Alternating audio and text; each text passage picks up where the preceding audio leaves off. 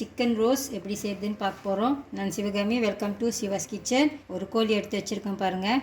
இது முழு கோழியாக இருந்தாலும் நான் இதை இந்த மாதிரி வெட்டியிருக்கேன். ஆனால் அது ஒரு பீஸாக தான் இருக்குது. இந்த மாதிரி வெட்டிக்கிட்டிங்கன்னா அது ரோஸ்ட் பண்ணுறதுக்கு கொஞ்சம் டைம் கொஞ்சம் சுருக்காது. ரோஸ்ட் பண்ணிடலாம் அவனில். கோழியை சுத்தமாக கழுவிட்டு இதை தண்ணி இல்லாமல் எடுத்து வச்சுக்கோங்க. தண்ணி இருக்கக்கூடாது. கிச்சன் டவல் எடுத்து நல்லா துடைச்சிடுங்க. இந்த மாதிரி இதை இப்போ நம்ம மேரினேட் பண்ண போகிறோம். அதனால் தண்ணி இல்லாமல் பார்த்துக்குங்க. இந்த கோழி மேரினேட் பண்ணுறதுக்கு நான் இன்க்ரீடியன்ட்ஸ்லாம் எடுத்து வச்சுருக்கேன் பாருங்கள். இதெல்லாம் வெட் இன்க்ரீடியன்ட்ஸ். இது கூட கொஞ்சம் ஆலிவ் ஆயிலும் நம்ம சேர்த்துக்கலாம். ட்ரை இன்க்ரீடியன்ட்ஸ்லாம் இங்கே எடுத்து வச்சுருக்கேன். நான் வீட்டில் என்ன இருக்குதோ அதெல்லாம் எடுத்து வச்சுருக்கேன். கொஞ்சம் மிக்ஸ் ஹர்ப், இது ஒயிட் பெப்பர் பவுடர், இந்த மாதிரி கார்லிக் பவுடர் கொஞ்சம் வச்சுருக்கேன். பப்ரிக்காவும் இருக்குது. உங்களுக்கு பிடிச்ச மாதிரி அந்த சீசனிங் நீங்கள் எப்படி செய்ய போகிறீங்களோ நீங்கள் அந்த மாதிரி எடுத்துக்கலாம். வீட்டில் என்ன இருக்குதோ உங்களுக்கு என்ன பிடிக்குமோ நீங்கள் அந்த மாதிரி பார்த்து எடுத்துக்கோங்க. இதெல்லாம் மிக்ஸ் பண்ணிக்கலாம். இது 2 டேபிள் ஸ்பூன் மார்ஜரின் தான் எடுத்துருக்கேன். நீங்கள் பட்டர் கூட எடுத்துக்கலாம். அதில் கொஞ்சம் ஆலிவ் ஆயில் சேர்த்துக்குங்க. லெமன் ஜூஸ், எக்ஸ்ட்ரா ஃப்ளேவருக்கு கொஞ்சம் ஆயிஸ்டர் சாஸும் லைட் சோயா சாஸும் எடுத்துருக்கேன். கொஞ்சம் ஹனி, உப்பு, கோழி சைஸ் பார்த்துக்கிட்டு அந்த மாதிரி உப்பு எடுத்துக்கோங்க. எல்லாம் மிக்ஸ் பண்ணி வச்சுக்கோங்க ஒன்றாவது.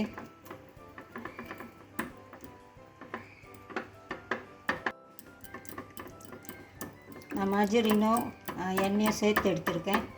நீங்கள் எண்ணெய் ஒண்டியாக எடுத்துக்கலாம், இல்லைன்னா மார்ஜரின் ஒண்டி கூட எடுத்துக்கலாம். ட்ரை ஸ்பைசஸ்லாம் எடுத்துக்கலாம். ஒரு லெமனோட அந்த ஜேஸும் நான் திருவி வச்சுருக்கேன் பாருங்கள். இந்த மாதிரி இதுவும் ஆப்ஷனல் தான். மிக்ஸ் ஹர்ப்ஸ், கொஞ்சம் black pepper, white pepper powder. இந்த ஒயிட் பெப்பரில் கொஞ்சம் ஃப்ளேவர் சேர்த்துருப்பாங்க, போட்டுக்கோங்க, நல்லாயிருக்கும். கொஞ்சோண்டு கார்லிக் பவுடர், இது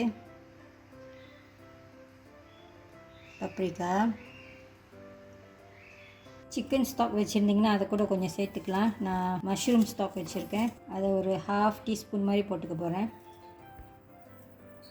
மிக்ஸ் பண்ணிடலாம்.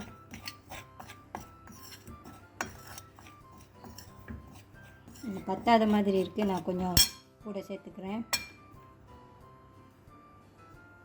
போட்டதே தான், நான் இப்போ கூட தான் போட்டுக்கிட்டு இருக்கேன்.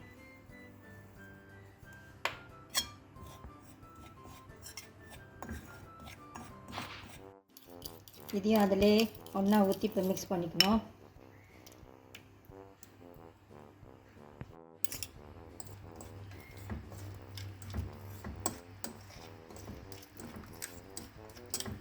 இந்த மேரினேட் ரெடியாக இருக்குது. நீங்கள் இதை ஒரு வாட்டி டேஸ்ட் பண்ணி பார்த்துக்குங்க. நான் கூட இதில் கொஞ்சம் உப்பு சேர்த்துருக்கேன். உப்பும் கொஞ்சம் ஹனியும் கூட சேர்த்துருக்கேன். இதில் மேரினேட்லாம் இப்போ இந்த கோழியில் போட்டு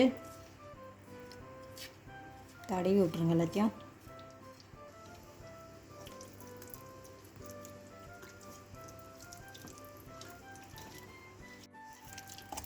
இந்த மாதிரி வெட்டிக்கிட்டிங்கன்னா தான் அந்த உள்ளுக்கும் நம்ம அந்த மேரினேட் மிக்ஸை போட முடியும்.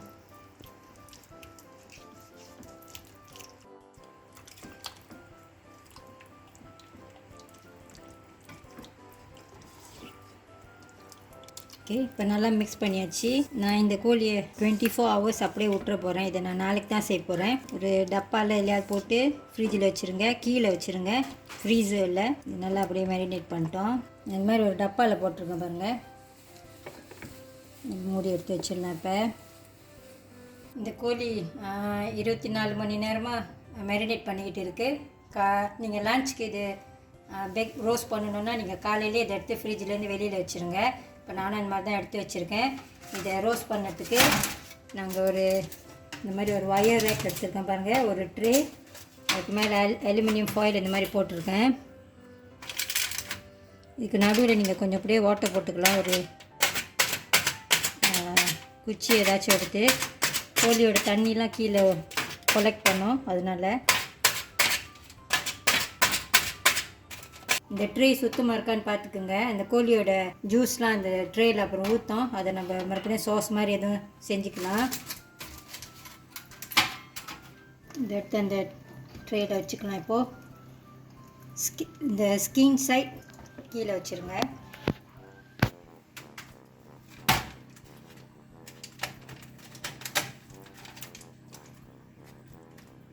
இடையில இதை ஒரு வாட்டி திருப்பி விடணும். இதை அவனில் வச்சு இப்போ ரோஸ்ட் பண்ணிக்கணும்.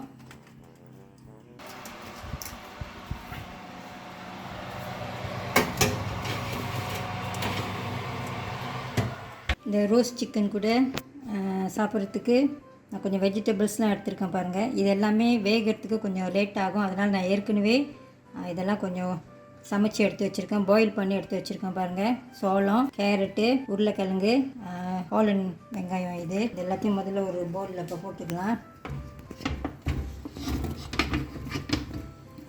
நான் ஏற்கனவே கொஞ்சம் அவிச்சு எடுத்து வச்சுருக்கேன். நீங்கள் அப்படியே கூட இதை செஞ்சுக்கலாம் தான், கொஞ்சம் டைம் ஆகும், அவ்வளோதான். இது வந்து கேப்சிகம், பச்சை சோப்பு, மஞ்சள், இந்த வெஜிடபிள்ஸ்க்கு தேவைப்படுற மாதிரி கொஞ்சம் உப்பு. நான் இதை உருளைக்கிழங்கு கேரட்லாம் அவிக்கிறப்போ உப்பு போடவே இல்லை, இப்போ தான் போட்டுக்கிட்டு இருக்கேன். கொஞ்சம் எண்ணெய் ஊற்றிக்குங்க. இது ஆலிவ் ஆயில்,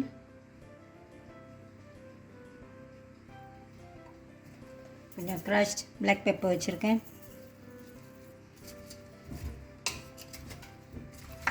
மிக்ஸ் பண்ணி விட்டுருங்க நல்லா.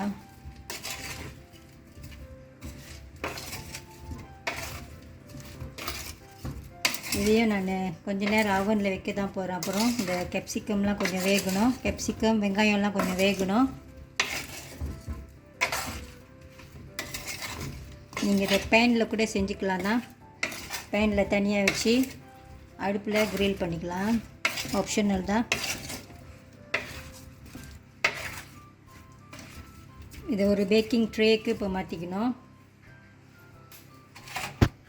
ட்ரே எடுத்துருக்கேன் பாருங்கள், அலுமினியம் ஃபாயில்.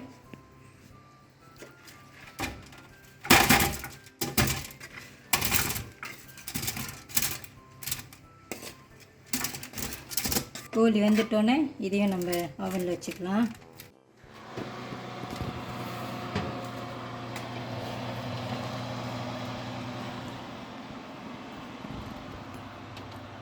நான் டெம்பரேச்சர் கொஞ்சம் கூட வச்சுருக்கேன் போல இருக்குது. நீங்கள் உங்கள் அவனில் நீங்கள் பார்த்து வச்சுக்கோங்க. ஒரு வாட்டி 30 மினிட்ஸ்க்கு அப்புறம் நான் பின்னால் சைட்டு திருப்பி விட்டுருக்கேன். இதை ஒரு வாட்டி நம்ம வைக்கிறப்ப ஸ்கின் சைட் கீழே வச்சோம், இப்போ நான் திருப்பி விட்டுருக்கேன். இது நல்லா வந்திருக்கோம். இப்போ நம்ம இந்த வெஜிடபிள்ஸ்லாம் குக் பண்ணிக்கலாம்.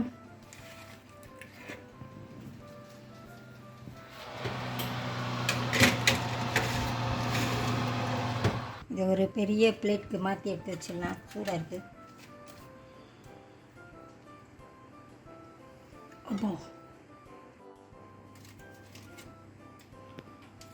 இந்த சாஸ்லாம் நம்ம வேஸ்ட் பண்ண வேணாம்.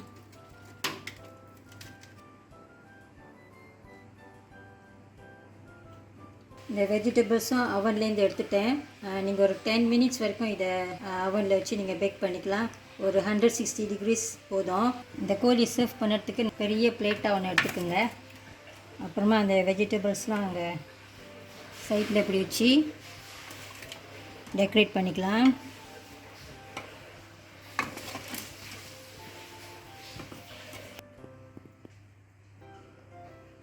இந்த பிளேட்டை நீங்கள் அப்படியே எடுத்துகிட்டு போயிட்டு டைனிங் டேபிளில் வச்சு நீங்கள் சர்வ் பண்ணலாம். ரொம்ப அழகாக இருக்கும் பார்க்குறதுக்கு. இந்த நம்ம இந்த கோழி வேக வைக்கிறப்ப அந்த கோழியோட அந்த எண்ணெயெல்லாம் அங்கே கொஞ்சம் இருக்குது பாருங்கள். வேணும்னா இதை கூட கொஞ்சம் மேலே அப்படியே ட்ரிசல் பண்ணிக்கலாம். இது ஆப்ஷனல் தான். நல்லா ஃப்ளேவராக இருக்கும் அந்த எண்ணெய். அப்படி இல்லைனாக்கா ஒரு பேன் எடுத்து ஒரு 2 டேபிள் ஸ்பூன் பட்டர் போட்டு ஒரு 2 டேபிள் ஸ்பூன் மாவு அதில் போட்டு மிக்ஸ் பண்ணிவிட்டு கொஞ்சம் நேரம் வேக வச்சுட்டு இந்த எண்ணெயை நீங்கள் அதிலே ஊற்றி ஒரு சாஸ் மாதிரி கூட செஞ்சுக்கலாம். நான் கொஞ்சம் மாலாஸ் இன்னைக்கு நான் அதை செய்யலை, நான் இப்படியே இதை சர்வ் பண்ண போகிறேன். இந்த வீடியோ உங்களுக்கு பிடிச்சிருந்துச்சுன்னா லைக் பண்ணிவிட்டு ஷேர் பண்ணிவிட்டு சிவாஸ் கிச்சன் சேனலுக்கு சப்ஸ்கிரைப் பண்ணிக்கோங்க. தேங்க்யூ ஃபார் வாட்சிங். கோழிலாம் நான் வெட்டிட்டேன் பாருங்கள், உள்ளுக்கெலாம் நல்லா வெந்திருக்கு.